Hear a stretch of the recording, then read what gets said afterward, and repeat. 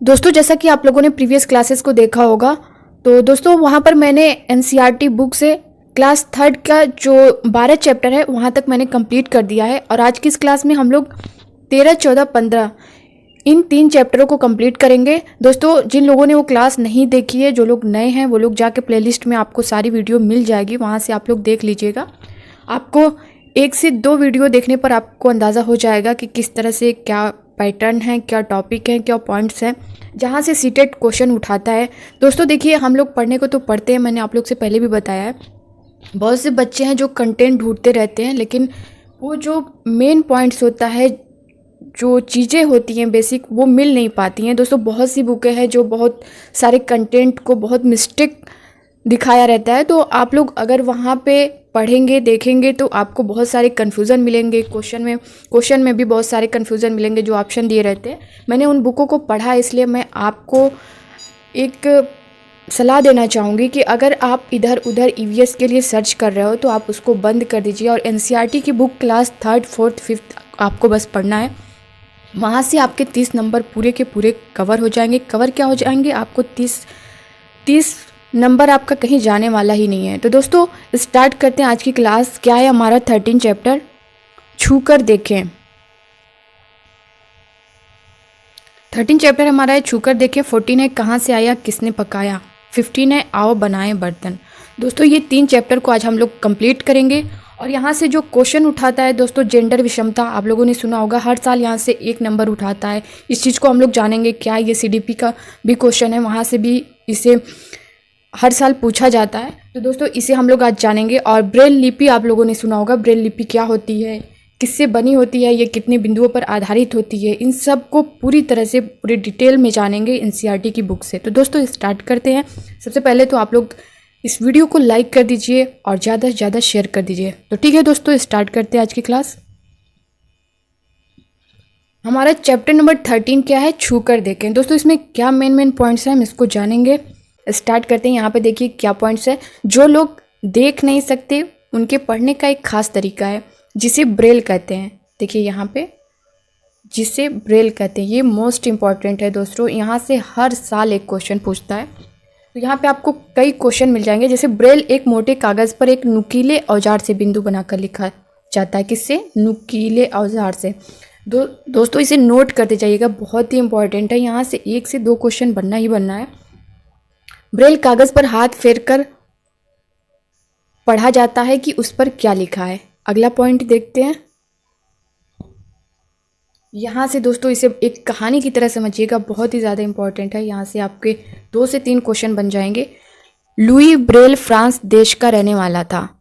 आपसे पूछ सकता है लुई ब्रेल कहाँ के रहने वाले थे, तो वो कहाँ के थे? फ्रांस के रहने वाले थे। जब वो 3 साल का था तब एक दिन अपने पिता के औजारों से खेल रहा था। अचानक एक नुकीले औजार से उसकी आंखों में चोट लग गई और आंखें खराब हो गईं। उसे आंखों से दिखना बिल्कुल बंद हो गया। उसकी पढ़ने में बहुत रुचि थी। उसने हार नहीं मानी। वह पढ़ने के लिए तरह तरह की तरकीबें सोचता रहता था। आखिर उसने ढूंढ ही लिया एक तरीका छू कर पढ़ने का। यह बाद में ब्रेल लिपि के नाम से जाने लगी। किससे? ब्रेल लिपि के नाम से जाने लगी। इस तरह की लिपि में मोटे कागज़ पर उभरे हुए बिंदु बने होते हैं। कैसे? उभरे हुए बिंदु। दोस्तों ये सारे पॉइंट मैं हाईलाइटेड कर दे रही हूँ, जहाँ से आपका क्वेश्चन उठा सकता है। उभरे होने के कारण उन्हें छू कर पढ़ा जा सकता है। कैसे छू कर पढ़ा जाता है उन्हें? यह लिपि 6 बिंदुओं पर आधारित होती है। दोस्तों ये बहुत ज़्यादा इंपॉर्टेंट है। यह लिपि कितने बिंदुओं पर आधारित होती है? तो 6 बिंदुओं पर।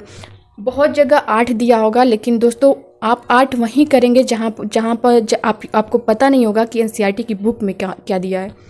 तो अगर आप यहाँ पे इस पॉइंट्स को, इस लाइन को पढ़े रहेंगे तो आप कहीं भी आपसे मिस्टेक नहीं होगा। आजकल ब्रेल में नए परिवर्तन हुए हैं जिससे इसे पढ़ना लिखना और भी आसान हो गया है। ब्रेल लिपि अब कंप्यूटर के द्वारा भी लिखी जा सकती है। ये भी क्वेश्चन उठा सकता है। ब्रेल लिपि अब किसके द्वारा लिखी जा सकती है? तो कंप्यूटर के द्वारा भी ये लिखी जा सकती है। अगला पॉइंट देखते हैं क्या है। दोस्तों इस तरह से हमारा जो 13 चैप्टर था, जहाँ से क्वेश्चन हर साल उठाता है, हमने उसे कंप्लीट कर लिया है। अब स्टार्ट करते हैं 14 चैप्टर, कहाँ से आया किसने पकाया। तो दोस्तों देख पा रहे होंगे, इस तरह से आप लोग डायग्राम को रूढ़िबद्ध धारणाओं जैसे लड़का लड़की में भेदभाव, जेंडर विषमता पर चर्चा संवेदनशीलता से होनी चाहिए ताकि बच्चे उन पर सवाल तो कर सकें और किसी की भावनाओं को ठेस न पहुँचे। दोस्तों सबसे पहली बात हम लोग ये जानेंगे ये संवेदनशीलता क्या होता है। यहाँ पे आप लोग देख सकते हैं दोस्तों, संवेदनशीलता वो होता है जैसे गुण या भाव दूसरों की अनुभूति से शीघ्र प्रभावित होना, उसे ही हम लोग संवेदनशीलता बोलते हैं। यहाँ पर जेंडर विषमता क्या है इसके बारे में जानेंगे। यहाँ से हर साल एक क्वेश्चन आता है, CDP में भी पूछता है, तो इसको आप लोग समझ लीजिए।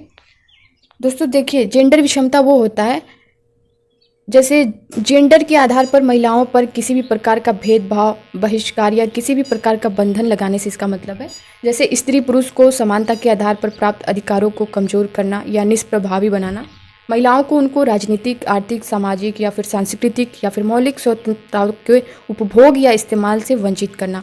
इसका सीधा सीधा ये मतलब होता है। तो इस तरह यहाँ से एक क्वेश्चन आपका बन सकता है इस पॉइंट से। नेक्स्ट क्या है,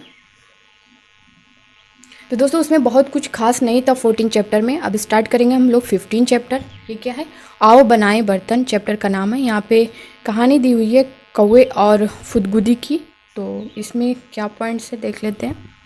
इस कहानी पर नाटक करने में बच्चों को बहुत मज़ा आएगा और क्रियाओं का क्रम समझने में भी सहायता मिलेगी। बच्चों को अपने सृजनात्मक विचारों को बताने के पूरे मौके दें, स्वयं क्रियाकलाप करने के लिए प्रेरित करें। दोस्तों ये पेडागोजी को क्वेश्चन यहाँ से उठा सकता है। सृजनात्मक क्या होता है, जैसे बच्चों को नई नई चीज़ें करने देना, करके सीखना, बच्चों को नई नई चीज़ें के लिए प्रेरित करना, ये चीज़ें होती हैं। तो किसी भी कार्य को करने के लिए बच्चा जब खुद से प्रेरित होगा तो वो खुद से सीखेगा, खुद से करेगा। तो ये चीज़ें हैं इसमें। यहाँ पर दिया है मिट्टी से बर्तन बनाते हुए कपड़े तो गंदे होंगे पर बच्चों को करके सीखने का आनंद भी मिलेगा। तो दोस्तों जैसे मिट्टी से बर्तन बनाना, मिट्टी खेल खेल में वो सीखेंगे कि क्या चीज़ें हम कैसे बनाते हैं। तो इस तरह से वो मतलब करके सीखेंगे, उसमें दिया हुआ है। और अगला पॉइंट क्या है, बहुत बहुत साल पहले एक समय ऐसा था जब लोगों के पास बर्तन ही नहीं थे, पर लोगों को खाने पीने की चीज़ों को पकाने और सामान रखने के लिए बर्तन की ज़रूरत पड़ने लगी। बहुत कोशिश करने और दिमाग लगाने के बाद लोग बर्तन बनाना सीख गए। शुरू में बनाए गए बर्तन पत्थर और मिट्टी के थे। पत्थर के बर्तन हाथों से खोदकर या कुरेदकर और मिट्टी के बर्तन गूंथकर हाथों से बनाए गए थे। लोगों ने यह भी खोज लिया कि मिट्टी के बर्तनों को मजबूत बनाने के लिए उन्हें आग में पकाना चाहिए।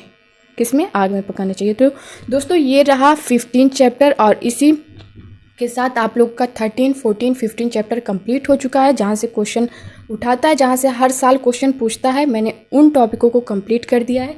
अब नेक्स्ट क्लास में हम लोग 16 चैप्टर से स्टार्ट करेंगे। तो दोस्तों कैसा लगा आप लोग को क्लास, अपना फीडबैक ज़रूर दीजिएगा। अगर आपको क्लास अच्छा लगा हो या आपको लग रहा हो कि मैंने आपके लिए कुछ भी थोड़ा किया है तो प्लीज़ आप लोग वीडियो को लाइक करिएगा, शेयर करिएगा। मिलते हैं अब नेक्स्ट क्लास में, तब तक के लिए bye bye, take care, thank you.